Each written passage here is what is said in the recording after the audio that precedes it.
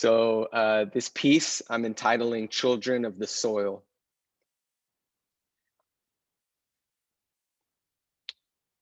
Everything is upside down because we refuse to listen.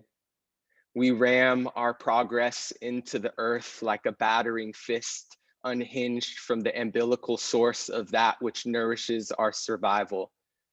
Unreliable corporations that place false profits over planets make granite of soiled promise.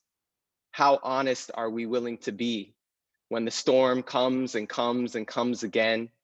The assignment of a hurricane, the prompting of a landslide, the reflection of a blazing fire.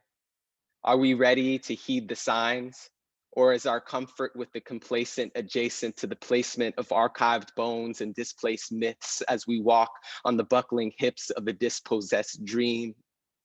How can we destroy our own ecosystem and think we can get away with such a robbery of the future? The echo of a fallen forest, the desperation of a cash crop conspiracy, the impact of a militarized farm, the repercussions of a patriarchal drumline, the ripples of an oil-slicked sea, the doctrine of discovery, the shock and the awe, the building of prisons, the ravens screech and call, the passing of death bills despite nature's laws, the purpose, the service, the emergence of cause. What is the gift that sits in the center of crisis?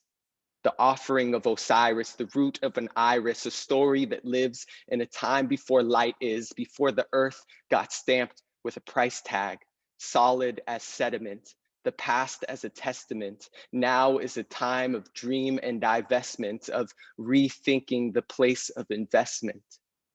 No one should have the power to choose who lives and who dies, as children clutch to endangered seeds with lost languages tucked behind their cheeks, and we scramble to preamble a solution that is older than we can imagine. What do we expect to happen to our more than human kin, the four-legged and feathered ones, when we wreak havoc as tragic as self-mutilation? When the earth, our body, is attacked from a lack of learning, an addiction to action unraveled by the rumble of a crumbled stone? What if slowing down is a decolonial act? What if nature has all the answers of how to heal herself and all we need to do is listen? To honor the invisible as a syllable in a larger orchestra? What are we willing to give up in order to thrive? In the face of a capitalistic beast that seems unstoppable, we must be reasonable and demand the impossible.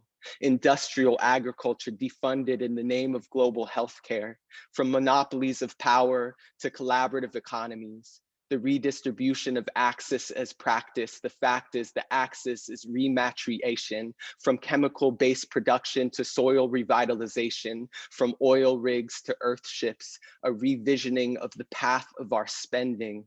Justice is trending, but what of this system change?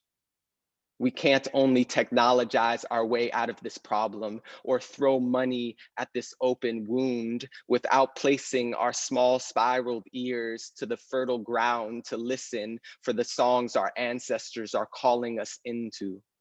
For the next generation is looking up at us from the ground upon which we walk, waiting their turn for life. What shall we gift them from the front lines of extinction? What shall we leave them as a legacy to weave with?